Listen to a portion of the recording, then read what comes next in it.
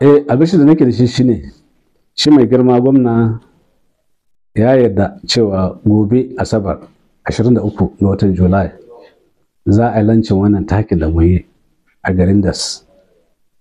Bayan ya lancin shi zai ba da umarnin yadda za a ci gaba da sai da taki, ko a tattara a kai basa gaba daya, ko kuma a tura ma kananan hukumomi, ko a kai wasu kananan hukumomi kafin a kai sauran basa, domin bisa ka'ida mu namu mu yi taki ne. don duk umarnin da shi mai girma gwamna ya yi a gurin za a kai taki, shi zai faɗa ma ko nawa za a sai da taki, don daga nan sai a ci gaba da sai da taki.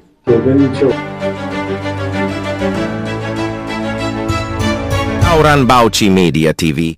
Well, sunana Kefas Musa Magaji, a lawyer ne by profession.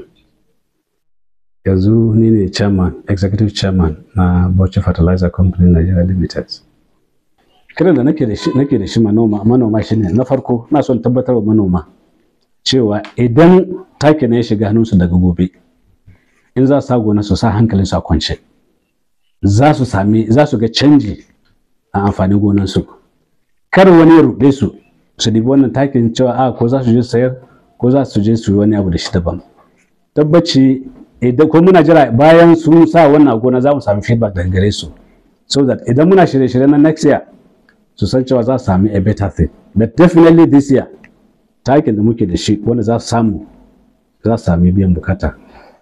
Takin da muka produce yanzu muna ban da shakkan cewa zai zaga sosai. One of tsoron da nake da shi kawai shine quality takin da muka yi ba wuya idan ya shiga yan kasuwa, ko za su fito da shi jihohi makwabtanmu su sayar, domin daga labarin da na samu Gombe suna amfani da takinmu, Adamawa suna amfani da takinmu, Yobe suna amfani da takinmu. Indeed akwai 'yan kasuwan da na zauna na hira da su, sun ce sukan kai takinmu Cameroon, suna kaiwa Niger and some of those places.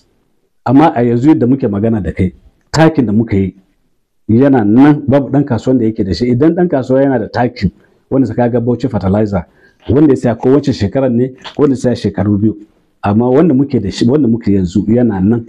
Kuma with the attitude na abubuwan nan, ba da dan ubangiji takin nan zai ishe jama'ar jihar Bauchi.